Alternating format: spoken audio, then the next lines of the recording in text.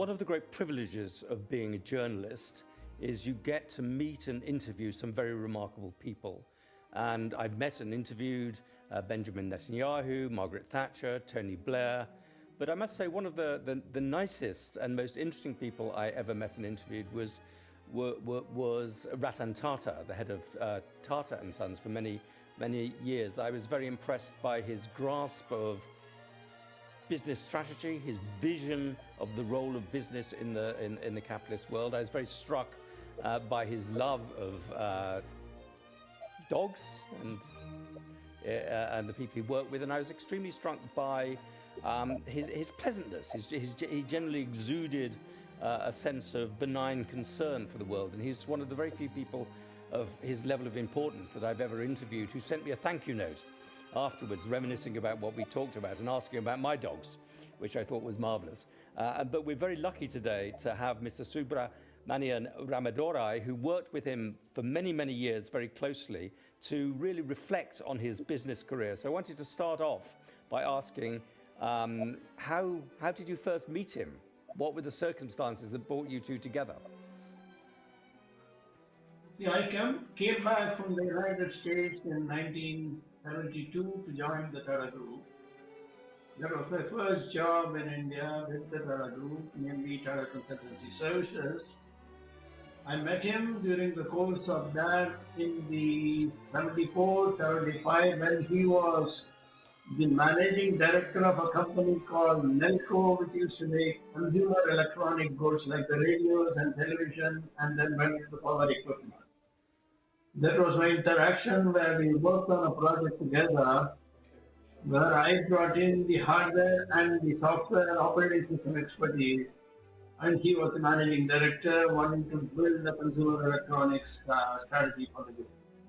And how would you characterize his career at Tata? It strikes me that he was a pivotal figure, that he took over when Tata was one sort of company and transformed it in all sorts of ways, that it was a company that depended on its Indianness, on its role in creating the modern Indian state. And he saw something changing. He saw globalization coming along and realized that you had to change it from in very fundamental ways. But could you give a sense of how transformative a leader he was? I think for him, the world was the opportunity. Yes. The timing may be different. He was a well-traveled man. He also came back from both the United States and Australia after having a good experience. And we could gel with each other because some of us came back to build the nation in a number of ways, and Tata Group was one of the choices. I think we also had the age group on our side. When I joined the group in 1972, I was about 27-year-old, and he must have been about 31 or 32 years old. So that also builds a camaraderie or connection. It's very easy to communicate with a person. As professionals, either having stayed in the US or in other parts of the world, it's very easy to communicate instead of a traditional Indian model of a boss versus an employee. So none of that was there. So it was very easy communication, and one could interact, dialogue, and be very open about how you feel about certain things. So I think he was a very good manager, very good professional, and an engaging person, and that made us comfortable, and that's what we practiced within the group as we built various institutions. For those people who don't know about the Tata Group, could you give us a sense of the importance of that company in India and its role historically in creating modern India? Tata Group started in 1868, which is 150 plus years old. We are a conglomerate in a number of businesses, starting from automotive to electronics to semiconductors to services, mainly the software and information technology. And that are missed out in hotels as well. But I think you start with a morning cup of tea and then sleep at the end of the day after a nice meal. I think Tata would touch you in some form or the other through one of its companies. I think it is next to the government, the engagement of the people, engagement of the professionals, and doing good for the community, doing good for the country, and doing good for the world is the group itself, which you factor.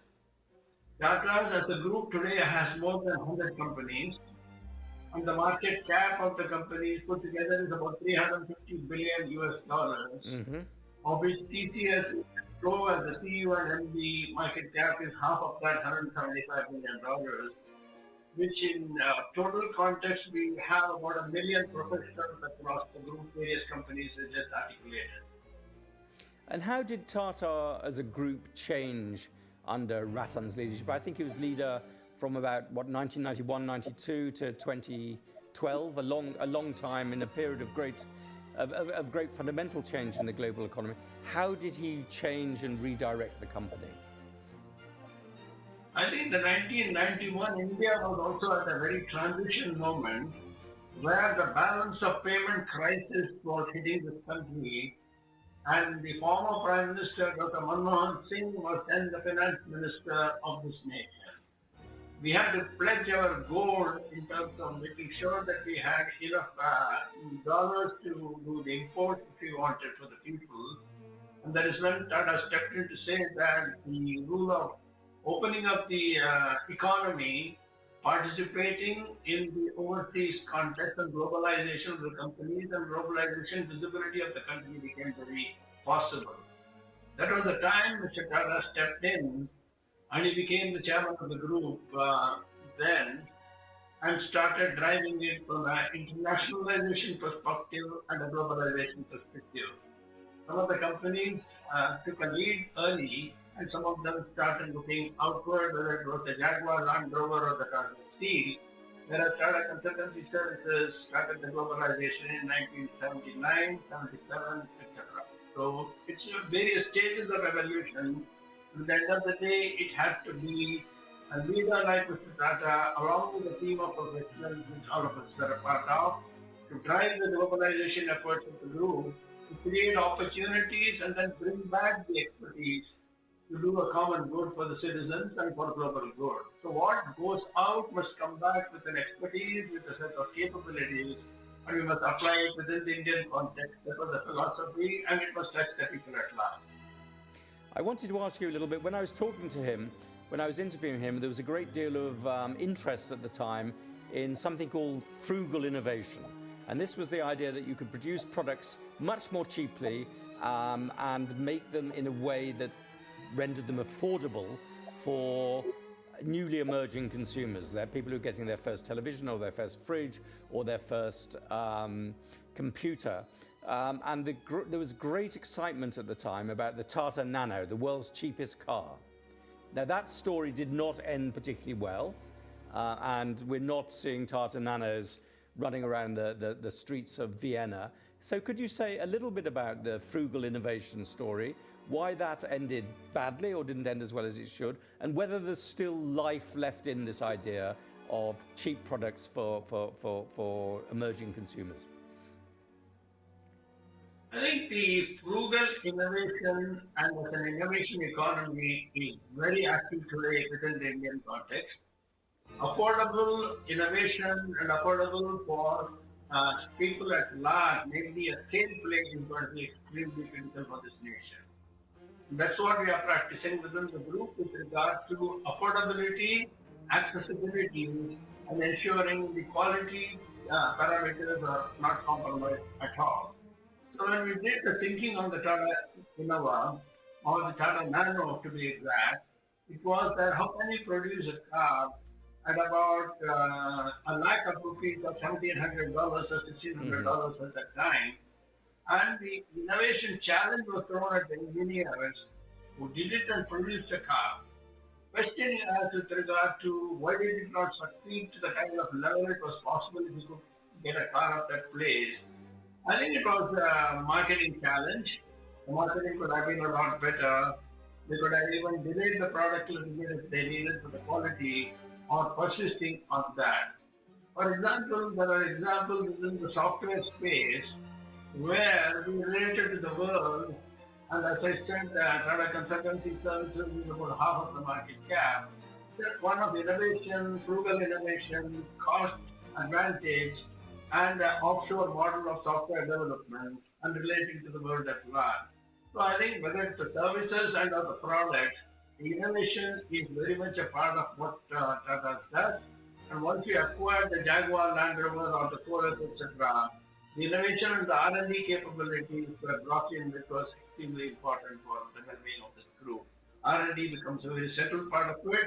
Frugal innovation and affordable innovation becomes a part of it, and affordable access with the right set of quality is absolutely critical. And competition enables you to do that a lot better. Okay. Let me ask you a little bit about capitalism. There's a huge debate, of course, about the nature of capitalism, how capitalism should work best, whether it should be stakeholder capitalism, whether it should be shareholder capitalism.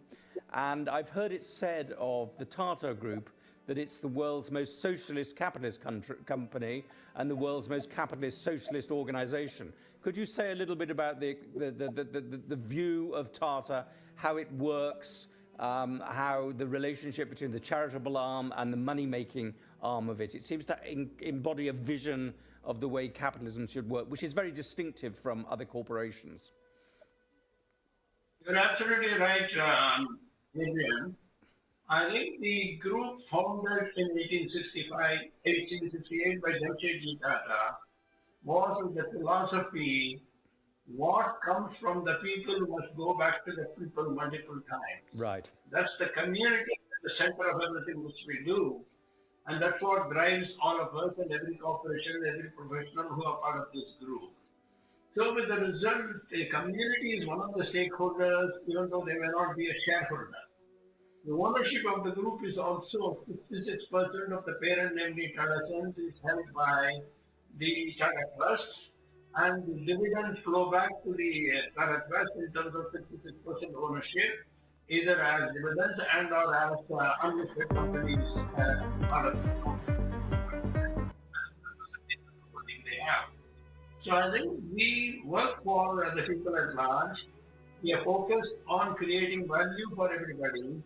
And even if a listing takes place in terms of an IPO, we ensure that the pricing is right so that there is an upward movement of anybody who makes investments in this group. So the socialism or the social context of a community being at the center of everything, in addition to customers, in addition to suppliers, in addition to employees, on the way of life. That's the way we look at every single company within the group. So this is the original founder's philosophy. Now it has scaled up multifold as we see it, and we also participate in a number of charity initiatives where innovation is brought in, whether it's for cancer research, affordable water, biodiversity, soil conservation, etc., etc. I think when Ratan died, Narendra Modi gave a tribute to him, and one of the things that he praised him for was being a great soul, not just a great businessman, but a great soul. And I wondered if you could say a little bit about his personality, his style, what he was as a man rather than just as a businessman. I think as a man, he was extremely, what we call, very soft-spoken person. Yes. The person who would never make you feel uncomfortable because of his chairmanship or because of the authority. With the result, people were able to communicate and convey their ideas even if there were disagreements with him. I think the access when you give as a professional to people around you, professionalism triumphs over any position, and that's what he was good at. Second was access means getting to stay within the boardroom or even one-on-one. You could communicate with the person even if you didn't want to speak in a boardroom because of whatever reason. Some people are shy, some people are very gregarious, but he was a person who would always give a voice to every single human being. If a customer came to him because they were not satisfied with the product and they wrote to him, like you said, he always responded to every mail or every letter that came his way, so that people felt that they were very close to him even though they were not physically in connection with him. These qualities have to be absorbed, these qualities have to be remembered, these qualities have to be mentored to other professionals. More importantly, nation first, global health second, third is professionalism, fourth is community, and community well-being. with all the products and services, and that's what their group is driven by, these set of values. Sustainability has come at the center of everything which we are thinking these days, and by 2045, 47, we want to be a zero carbon neutral corporation. And when I visited Bombay House, I was very surprised to see in the lobby very large numbers of dogs. And I was told that Ratan had given the instruction that any dog in Mumbai that felt like it could wander into the atrium and get fed and watered. And of course, this rumor or this knowledge spread very rapidly amongst the dog community, and there were quite a lot of dogs that came in. Could you say a little bit about whether that's true, and also, you know, his love of animals? I think he was extremely passionate about dogs. Yes. And he was very fond of dogs.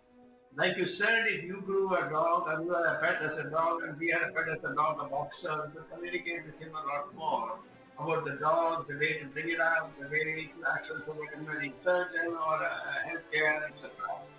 And second thing is, he could engage with you for hours when he started talking about the dogs, the street dogs, the stray dogs, etc.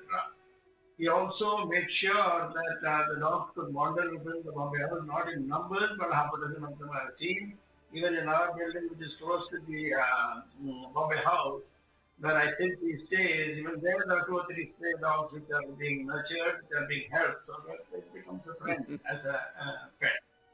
I think it gives a different level of mental satisfaction, and probably the humbleness and the ability to relate to beyond human beings is what is very critical. That's needed for the world, and those are lessons we can take. Well, thank you so much for this interview. I think he was as the Prime Minister said, he was a great businessman, a great soul, and a very important inspiration to modern India. So thank you very much for talking to us today about Ratan Tata.